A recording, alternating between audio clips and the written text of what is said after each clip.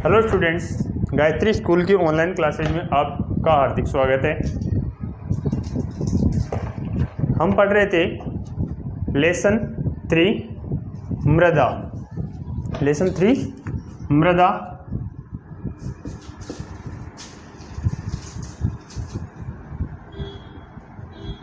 जिसका एक पार्ट हो गया था। उसके अंदर हमने बेसिक डिटेल्स पढ़ी थी मृदा के बारे में। अब हम पढ़ेंगे पार्ट 2 मृदा के प्रकार।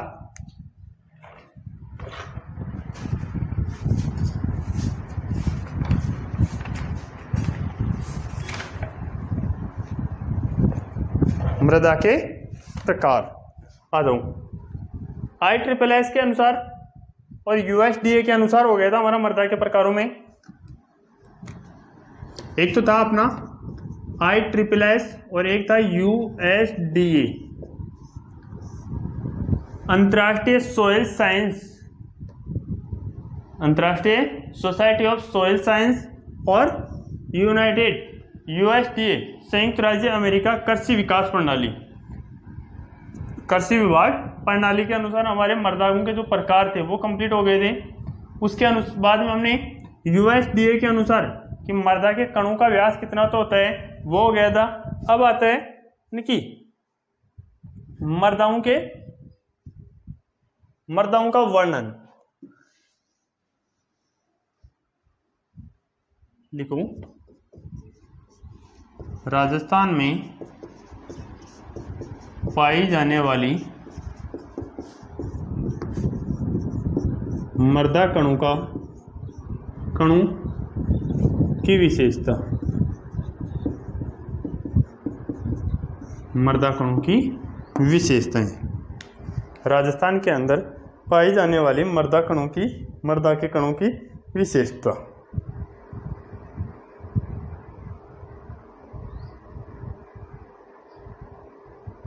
तो देखो, पहली थी अपनी पहली मृदा है बालू। हमने पढ़ा था बालू मृदा। कणों का आकार कैसा होता है? कणों का आकार मोटा होता है,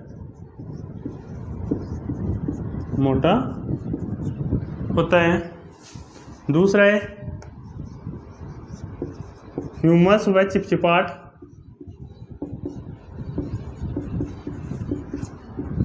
चिपचिपाहट नहीं पाई जाती है, नहीं पाई जाती है।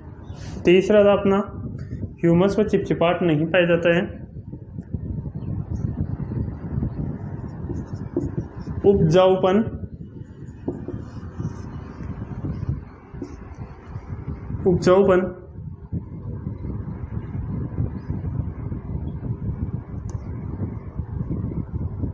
या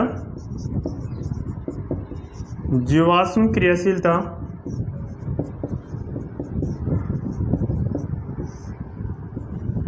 कम होती है। जीवाश्म क्रियाशीलता कम होती है। नेक्स्ट विशेषता, दबाकर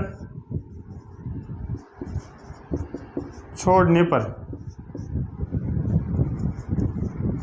कण बिखर जाते हैं। दबाकर के छोड़ने पर क्या होते हैं? कण बिखर जाते हैं। इसके कण बिखर जाते हैं। ये तो था मृदा। अब है बालू मृदा को उपजाऊ बनाने के उपाय। तो लिखो, काली मृदा जीवाश्म क्रिया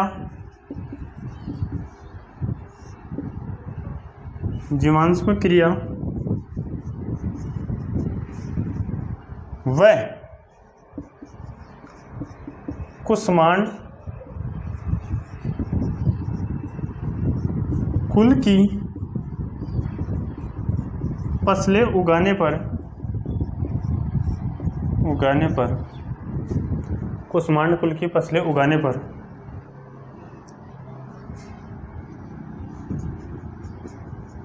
बालू मृदा को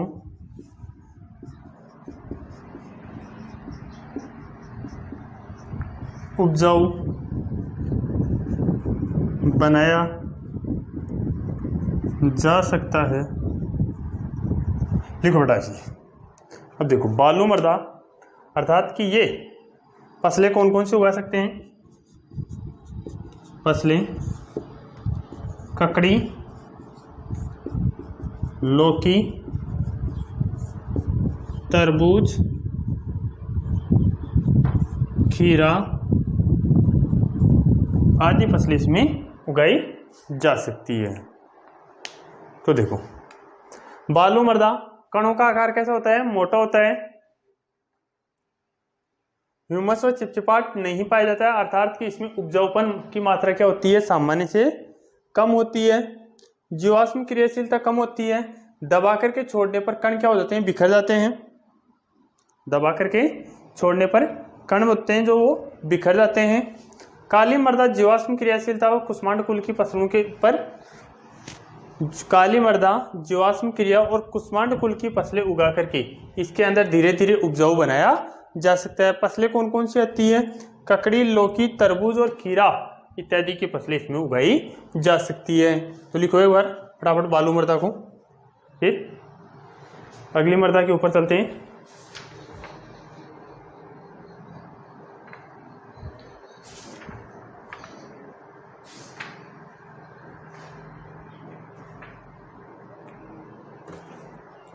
जल्दी करो बेटा।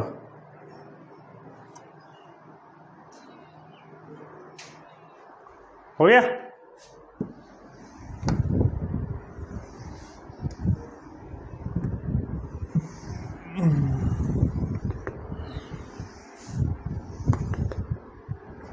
नेक्स्ट देखो बलुई दोमट।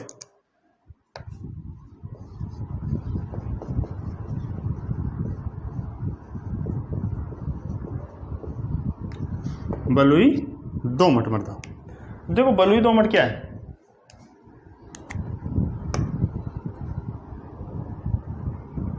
पहली विशेषता है कि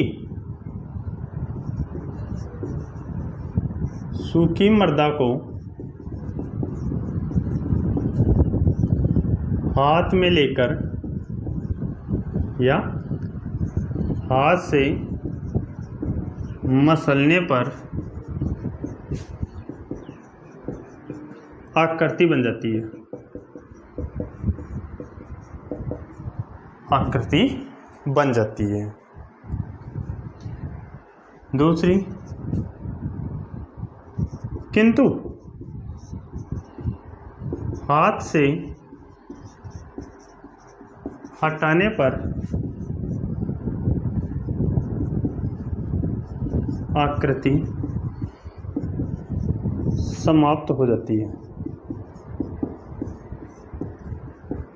आकृति समाप्त हो जाती है।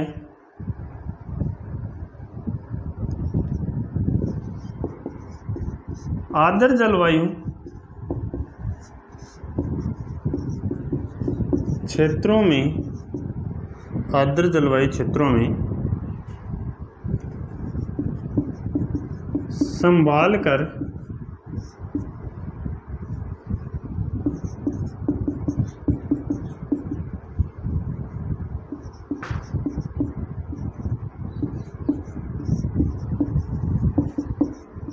रखने पर, आर्द्र जलवायु क्षेत्रों में सुरक्षित रखने पर आकृति बनी रहती है। आकृति बनी रहती है।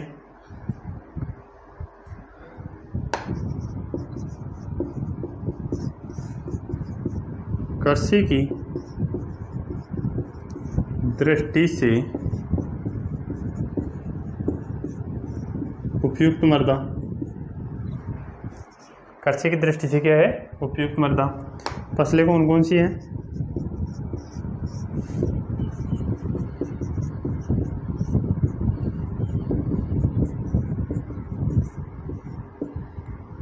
मूंगफली,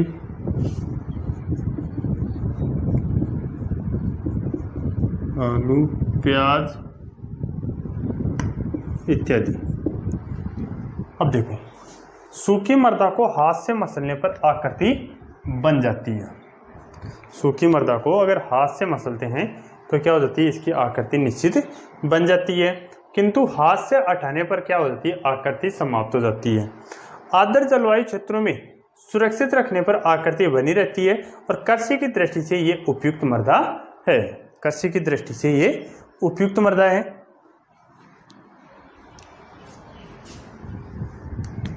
कृषि की दृष्टि से उपयुक्त मृदा है। फसलें बाजरा, मूंगफली, आलू और प्याज की फसलें इसमें आसानी से उगाई जा सकती है। क्लियर, लिख लो फटाफट। ये अगली मृदा के ऊपर चलते हैं। फिर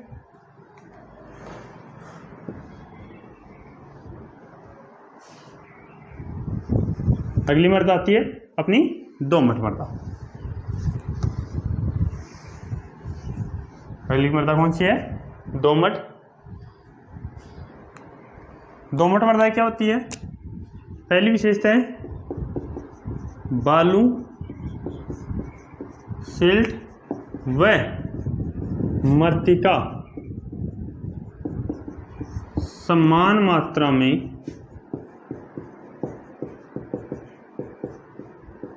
उपस्थित हो। बालू, सिल्ट, मृत्तिका समान मात्रा में उपस्थित हो।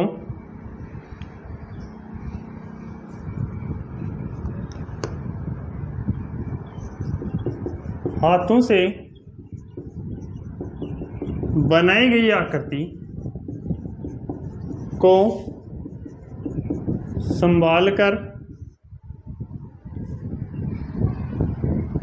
या सावधानीपूर्वक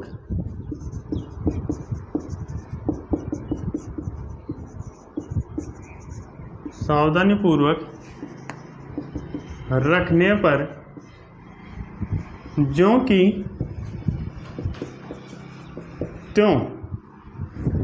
त्यों आकृति बनी रहती है। आकृति बनी रहती है।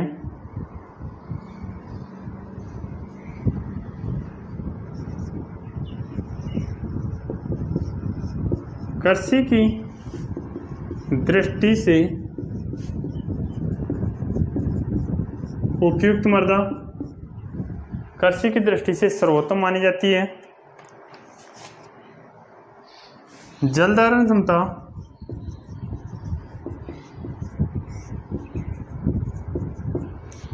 उत्तम होती है।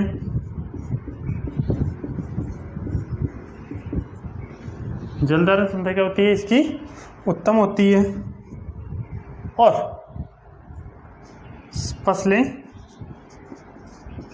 सभी फसलें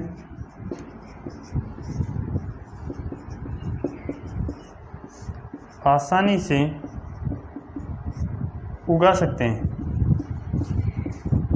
आसानी से उगा सकते हैं। तो देखो, दोमट मृदा किसे कहेंगे कि ऐसी मृदा जिसके अंदर बालू, सिल्ट और मृत्तिका समान मात्रा में उपस्थित हो, वह दोमट मृदा कहलाती है। जिसको हाथों से बनी हुई आकृति को सावधानी पूर्वक रखने पर यह क्या होती है, आकृति ज्यों की त्यों बनी रहती है।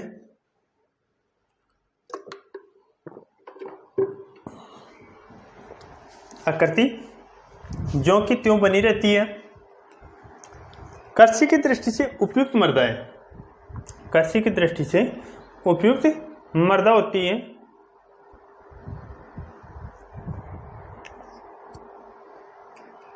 आगे देखो, नेक्स्ट मृदा आती है अपनी सिल्ट दोमट। 4 नंबर पे मृदा है सिल्ट दोमट मृदा। ये लो,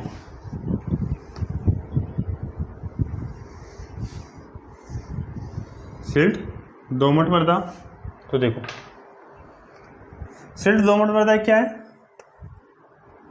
यह है मृदा सूखने पर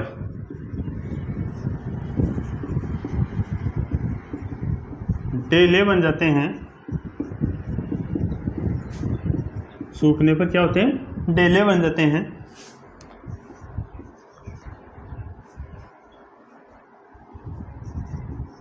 दूसरा है हल्की ओट आने पर आने पर जुताई करके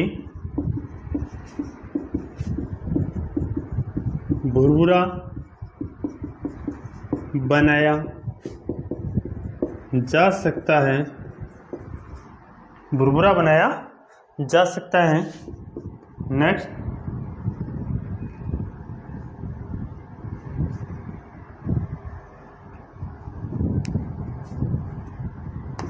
इस मृदा को शुष्क व आर्द्र दोनों स्थितियों में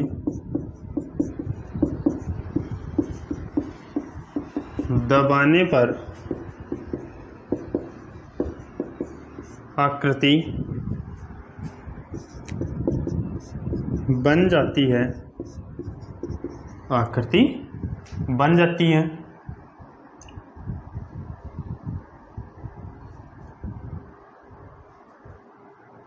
आकृति बन जाती है। नेक्स्ट है जल धारण क्षमता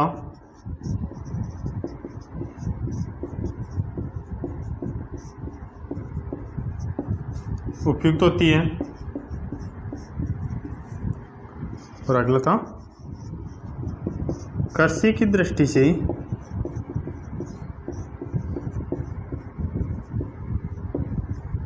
उपयुक्त मृदा, कृषि की दृष्टि से क्या है, ये उपयुक्त मृदा है।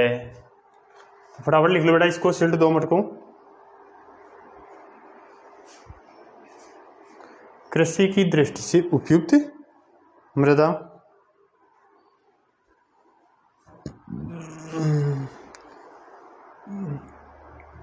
कृषि की दृष्टि से उपयुक्त मृदा।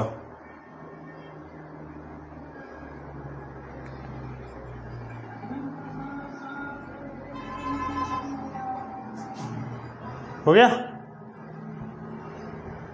करो बेटा इसको फटाफट से, जल्दी से करो, ताकि आज ये मर्दा वगैरह अपने सभी कंप्लीट कर लेते हैं हम।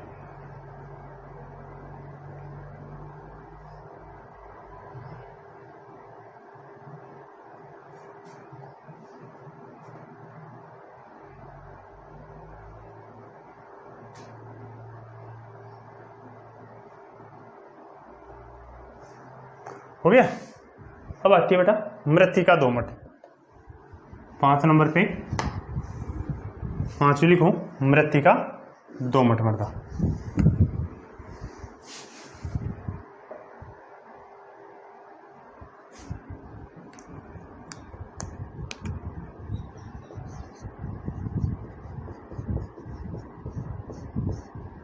मृत्तिका दोमट मृदा। अब देखो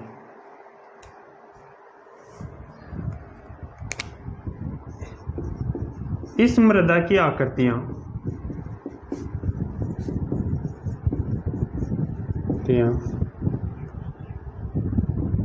सूखने पर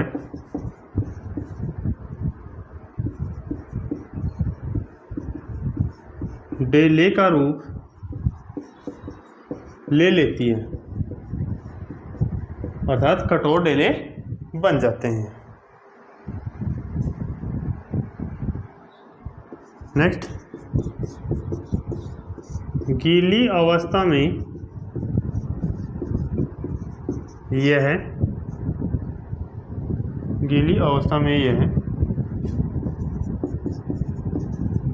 चिपचिपी व लचीली होती है, चिपचिपी व लचीली होती है।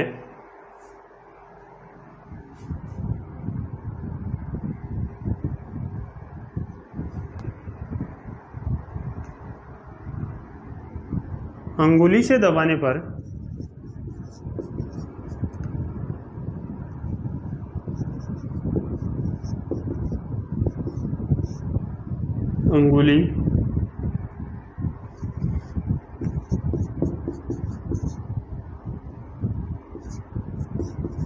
उंगलियों से दबाने पर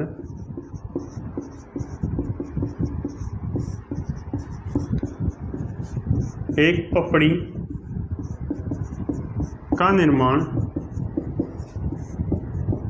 एक पपड़ी का स्तर बनता है। अगर अंगुली से हम दबाते हैं, जैसे मान लो कि कोई गहरी गीली मिट्टी है और उसको घर पे जैसे मान लो कि हमारी काली मिट्टी होती है, उसको अंगुली से दबाते हैं तो चारों तरफ से ऐसा लगता है जैसे एक पपड़ी दब रही हो, उसके समान होता है।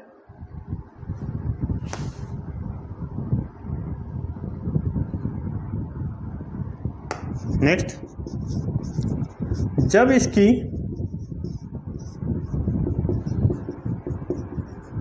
गोलियां बन जाती है तो उन्हें आसानी से नहीं तोड़ा जा सकता, नहीं तोड़ा जा सकता है। कौन सी कृषि के लिए उपयुक्त है? इसमें फसलें जो अधिक जलमांग वाली फसलें हैं, जैसे धान और गन्ना, दोनों की जलमांग कितनी है? गन्ने की जलमांग है 900 से 1500 mm और इसकी 1500 900 से 2500 से 900 से 2500 और इसकी 1500 से 2500।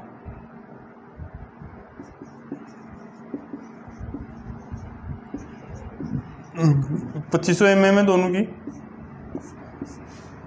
लिखो इसे।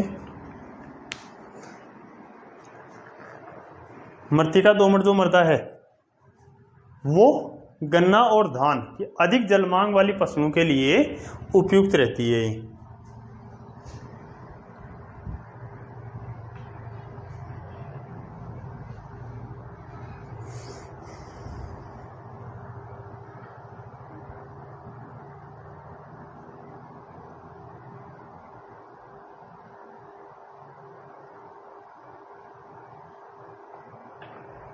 हो गया?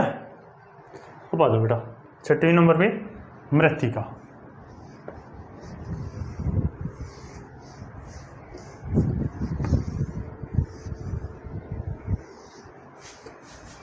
नेक्स्ट है मृत्तिका।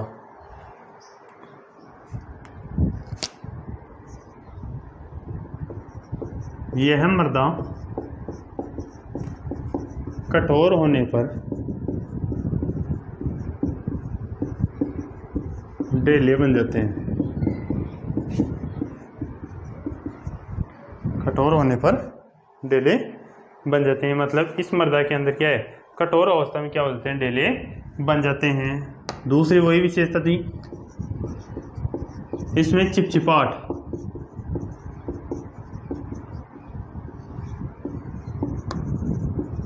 अधिक होने के कारण, चिपचिपाहट अधिक होने के कारण, चिपचिपाहट अधिक होने के कारण अंगुली से दबाने पर, अंगुली से दबाने पर एक पपड़ी, एक पपड़ी में दबती है,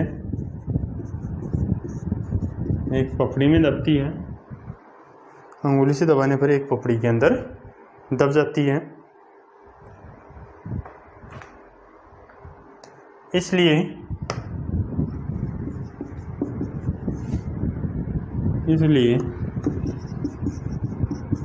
इसे भारी मृदा कहा जाता है, इसलिए इसे भारी मृदा कहा जाता है। सूखने पर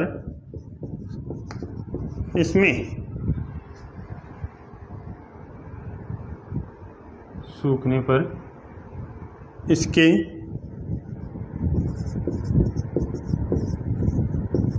डेले कठोर होते हैं, सूखने पर इसके डेले कठोर होते हैं। नेक्स्ट, जीवाश्म खाद का प्रयोग करने पर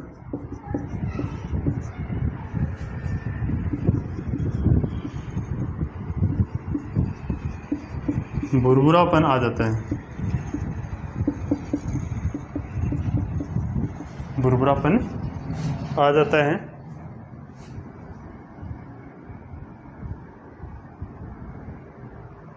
नेक्स्ट,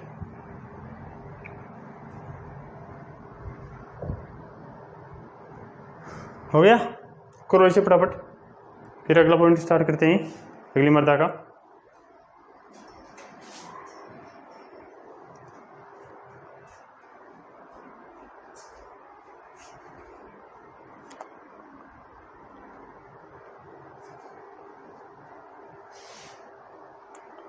जल्दी करो बेटा, ताकि अगली मर्दा भी स्टार्ट करें हम।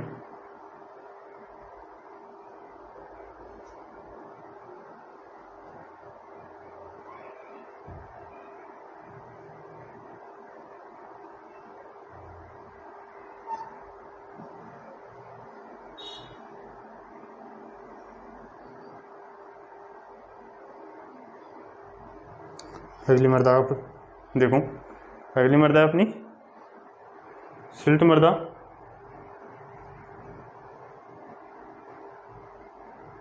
अगली मर्दा कौन सी है? सातवीं अब आएगी अपनी सिल्ट मर्दा। इनको जैसे जैसे बता रहे हैं वैसे वैसे नोट्स बनाते रहो साथ में, तो आपके लिए फायदेमंद रहेगा, ताकि आप फिर कभी आराम से बैठ करके जैसे ही मान लो कि टाइम मिले आपको पढ़ते रहो रेगुलर। सातवां है सिल्ट, सिल्ट मर्दा देखो,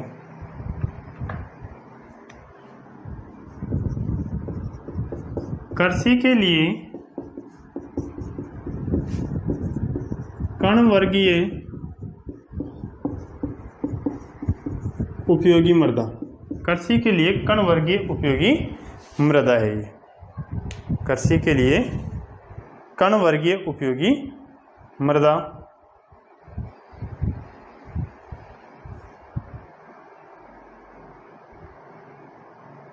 कृषि के लिए कण वर्गीय उपयोगी मृदा। अब देखो हो गया, बस इसका इतना एक कृषि के लिए। और अगर आगे और लिखना चाहो तो सभी फसलों के लिए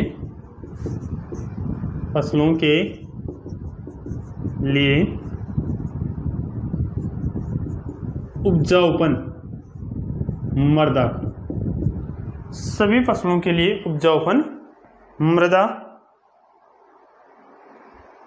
हो गया।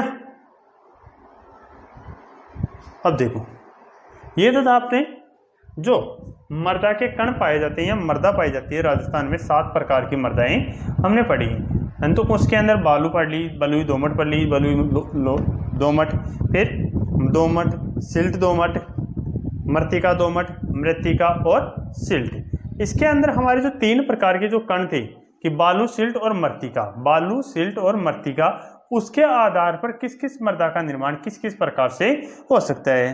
तो बालू जो मृदा है, बालू जो मृदा है, बालू मृदा के अंदर कितनी मात्रा में प्रेजेंट होगी कि जिस मृदा के अंदर नाम आ रहा है बालू, अर्थात कि उस मृदा के अंदर सिल्ट और दोमट के कण तो क्या होंगे, कम होंगे, जबकि बालू के क्या होंगे, अधिक कण पाए जाएंगे। दूसरा था हमारे बलुई दोमट, अर्थात उसमें सिल्ट और बालू और मृत्तिका दोनों के कणों का व्यास आकार क्या होता है, समान मात्रा में या अनुपात क्या होता है, समान होता है। तो इस प्रकार से भी ये हो सकता है। तीसरा था अपने दोमट मृदा। दोमट मृदा का मुख्य कारण होता है कि ऐसी मृदा जिसमें बालू, सिल्ट और मृत्तिका तीनों क्या हो, समान मात्रा में या इक्विवेलेंस रूप में प्रेजेंट हो, तो वो मृदा कौन सी कहलाएगी, बालू, सिल्ट और दोमट, अर्थात कि उसको क्या कहेंगे, दोमट मृदा। सिल्ट दोमट अर्थात ऐसी मृदा जिसमें मृत्तिका और सिल्ट की मात्रा क्या हो, ज्यादा हो, बल्कि बालू की मात्रा क्या हो, कम हो। मृत्तिका दोमट अर्थात ऐसी मृदा जिसके अंदर बालू और मृत्तिका की मात्रा ज्यादा हो और सिल्ट की मात्रा कम हो। तीसरा था मर्तिका, जिसमें मर्तिका की मात्रा ज़्यादा आ रही है। तो इस प्रकार से हम देख सकते हैं कि जैसे मान लो कि मर्दाओं का अगर प्रकार भी हम देखना चाहिए, मर्दाओं का प्रकार अगर मान लो हम देखना चाहते हैं, तो जो रेतीली मर्दा होती है उसके अंदर कौन सी मर्दा होती है, देखा होगा नदी वाली जो मर्दा होती है उस मर्दा के अंदर हमने देखा होगा कि जैसे मान लो कि बालू के कण क्या होते हैं, अधिक मात्रा में पाए जाते हैं। बालू के कण क्या होते हैं, अधिक मात्रा में। उसको अगर मान लो हम बांधते हैं, उसको हाथ से दबाते हैं तो आकृति बन जाती है, जैसे हाथ को खोलते हैं बिखर जाती है वो। तो वो कौन सी हो जाती है, बालू। बालू दोमट मर्दा अर्थात कि अपने जो खेत में जैसे मान लो कि मर्दा है, खेत की मर्दा है, या मान लो अपने आसपास के क्षेत्र में जो मर्दा है उसको बना करके, जैसे मान लो मिट्टी के जो हमने जो लड्डू बनाए उसको बनाते हैं तब तक बन जाता है, लेकिन जैसे उसको सूख जाती है तो उसको बिखेरने पर आसानी से वो समान रूप में बिखर जाती है। सिल्ट दोमट में भी वही क्रिया हो जाती है। मर्तिका के अंदर देखा होगा काली मिट्टी है, तो उसको जैसे मान लो हम कृषि कार्य करते हैं, कृषि कार्य करते समय देखा होगा छोटे छोटे ढेले बन जाते हैं, तो उसको हल्की सी ओट आते ही क्या हो जाती है, उसको समाप्त किया जा सकता है। इस प्रकार से ये मर्दा के कण का प्रकार होता है। और ज़्यादातर देखा होगा मर्तिका जो कण होते हैं इसके ढेले क्या होते हैं, कठोर होते हैं। तो ये अपने यहाँ पे नहीं पाई जाती, ये दक्षिणी राजस्थान में पाई जाती है, अर्थात कि गहरी काली मर्दा जहाँ पे सोयाबीन की खेती अच्छी होती हो उस क्षेत्र में ये पाई जाती है। अब आता है बेटा मृदा का गठन, हेडिंग लिखो बेटा। नेक्स्ट आता है मृदा का गठन। मृदा का गठन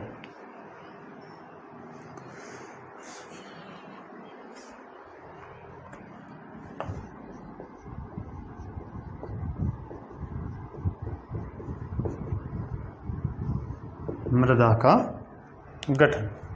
अब देखो मृदा का गठन किस प्रकार से हो सकता है, तो लिखो इसमें थोड़ा सा एक चीज, मृदा में उपस्थित बालू, मृत्तिका व सिल्ट के कणों का समुच्चय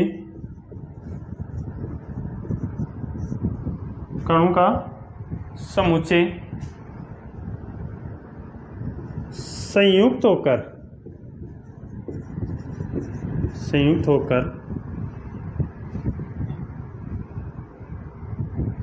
होकर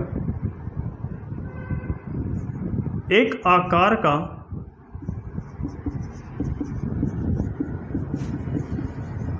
निर्माण करता है, तो उस समुच्चय को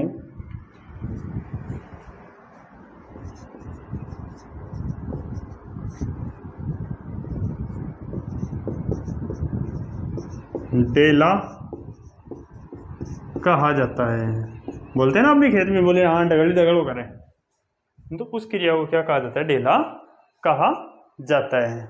मृदा का गठन कि अब देखो मृदा का गठन के अंदर से पूरी की पूरी परिभाषा के अंदर आ रहा है। जो मृदा में परिभाषा लिखाई है इस परिभाषा के अंदर ही सब कुछ चीज आ चुकी है आपकी।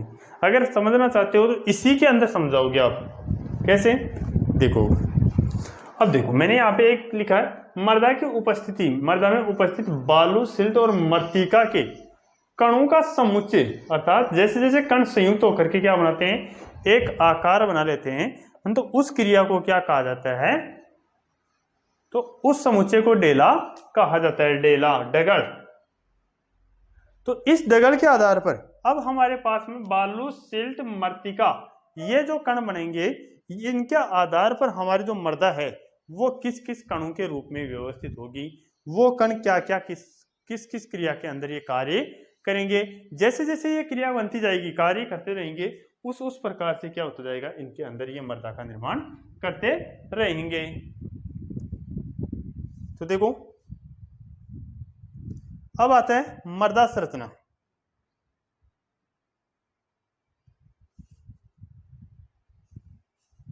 मृदा संरचना तो इसी में लिख लो एक लाइन में, मृदा समुच्चय का किसी प्रतिरूप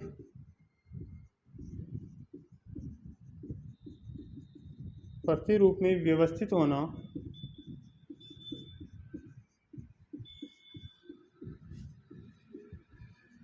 मर्दा समुच्चय या मर्दा संरचना कहलाती है।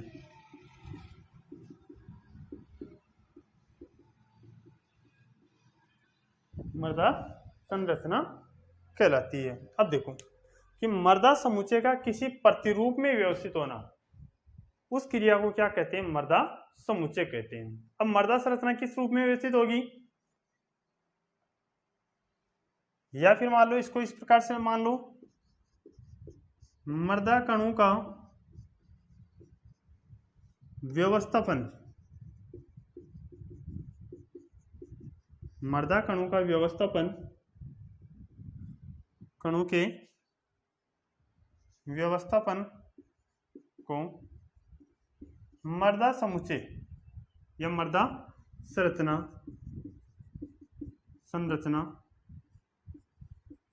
कहा जाता है। मर्दा संरचना कहा जाता है कि मर्दा कणों का संरचना के रूप में या व्यवस्थित क्रम में आना ही क्या कहलाता है? मर्दा संरचना कहलाता है। हम तो इसको कंप्लीट करो एक बार फटाफट बेटा, फिर आपको मर्दा समुच्चय कणों को समझाते हैं किस प्रकार से क्या होगा। जल्दी करो।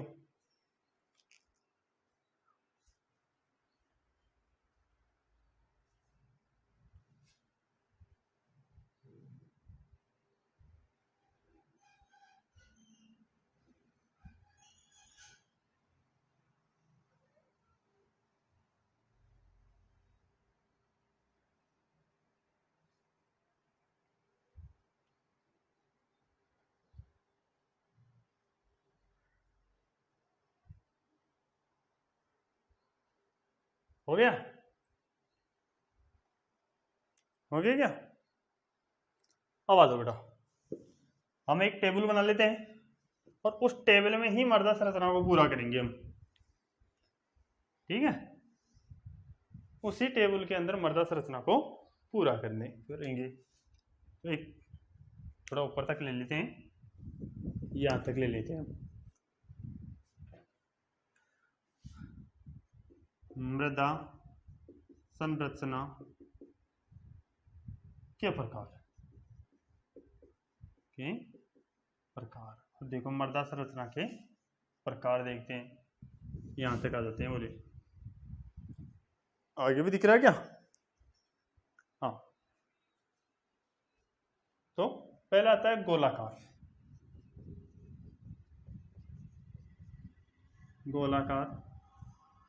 दूसरा आता है खंड सदृश। तीसरा आता है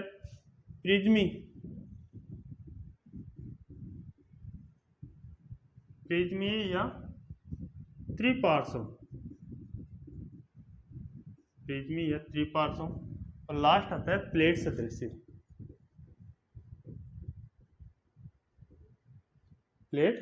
सदृश। हो गया? अब गोलाकार के अंदर आता है दो भाग। गोलाकार के को दो भागों में बांट लेते हैं। पहला आता है कोणीय और दूसरा आता है मर्दकोणीय। कोणीय और मर्दकोणीय। दूसरा है कोणित खंड।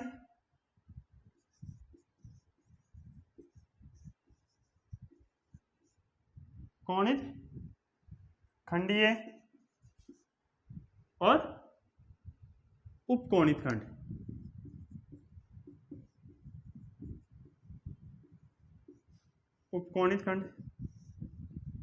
कोणित खंड और उपकोणित खंड। प्रिज्म और स्तंभी।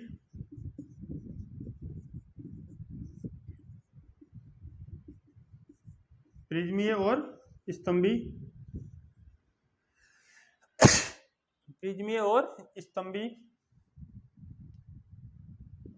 और लास्ट आता है स्तरीय और प्लेटी।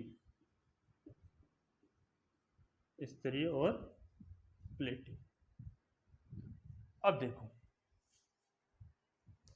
कणीय खंड, मर्दुकोणीय खंड, ये था अपना 4 प्रकार से मृदा की संरचनाओं का प्रकार। पहला था गोलाकार, खंड सदृश, प्रिज्म और प्लेट सदृश। हो गया। उसके अंदर पहला था कोणित खंड, कोणीय और मृदुकोणीय। खंड सदृश में कोणित खंड और उपकोणित खंड, प्रिज्म में प्रिज्मी और स्तंभी संरचना, प्लेट सदृश में स्त्री और प्लेट सदृश। अब इसके कणों का आकार किस प्रकार से है कि इसका जो पेड्स बनता है, पेड्स उसका है 1 से 10 mm। इसका आकार कितना है? 1 से 10 mm। और इसका पेड्स का आकार होगा 1 से 5 mm। समझ गए? इसकी संरचना बनती है, इसकी संरचना इस प्रकार से बनती है और इसकी संरचना बनती है इस प्रकार से। इसकी संरचना इस प्रकार से। मृदुकोणीय का मतलब होता है चाहे वो टूटा फूटा 5-10 से कैसे हो। खंड सदृश से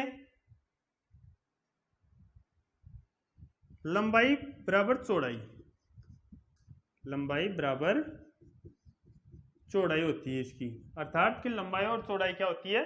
समान होती है। आकार होगा इसमें, इसके पेड्स का आकार होगा 5 से लेकर के 50 mm, 5 से 50 mm। और उपकोणित खंड, इसकी भुजाएं, इसका जो आकार है वो कैसा बनेगा? इस प्रकार से बनेगा, अर्थात लगभग चौकोर आकार बनेगा। उपकोणित खंड तो इसको तो जैसा भी है वैसा ढेला बन जाएगा। इसके आकार, इसका आकार कोई निर्धारित नहीं होता है, अर्थात कि जैसे हो वहां तक पहुंच सकते हैं। पार्श्व में यहाँ पे इसका आकार होगा 10 से लेकर के 100 mm, 10 से लेकर के 100 mm तक होता है। और इसका भी वजन होगा 10 से 100 mm। इसका आकार बनेगा वो इस प्रकार से बनेगा,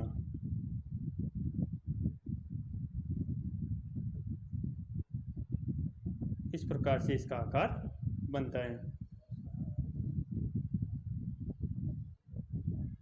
इस प्रकार से इसका आकार बनता है और इसका आकार बनेगा इस प्रकार से।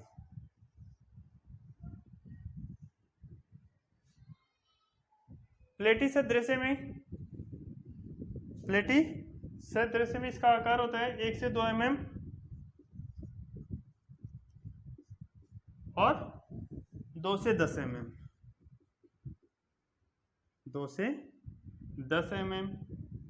इसकी संरचना बनेगी इस प्रकार से और इसकी संरचना बनेगी इस प्रकार से। प्लेट के ऊपर प्लेट सी रखी हुई बनती है। क्लियर? तो ये था अपना कि मृदा संरचना के प्रकार की, कितने प्रकार की मृदा संरचना बनती है। तो हम ये बता सकते हैं, बोले 4 प्रकार की मृदाओं की संरचना बनती है। कैसे कैसे बनती है ये? तो कोणित आकार बनता है, मृदुकोणीय बनता है, कोणित आकार, मृदुकोणीय, कोणीय, मृदुकोणीय, कोणित, उपकोणित, प्रिज्मी, स्तंभी, स्तरीय और प्लेटी सदृश संरचनाएं बनती है। इनके पेड्स का आकार होता है, कोणित का होता है 1 से 10 mm, मर्दुकोणीय का 1 से 5, कोणित खंड का 5 से 50, उपकोणित का कोई आकार नहीं होता है, चाहे जितना बन सकता है ये। प्रिज्म में क्या 10 से 100 mm, स्तंभी का 10 से 100 mm होता है, सामान्य रूप से दोनों का आपसे क्वेश्चन आ सकता है। यानी कि ऐसी मृदा संरचना जिसके अंदर मृदुकोणीय खंडों का आकार या पेड्स का जो आकार होता है वो समान किस्म में होता है, तो प्रिज्म में ये ध्यान रखना दोनों का आकार समान होगा।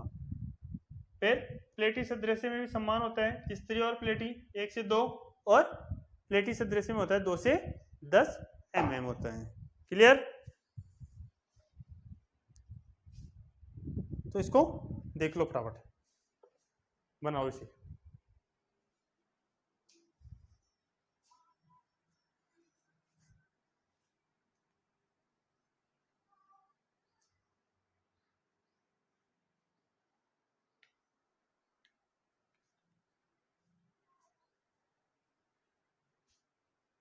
बना लिया?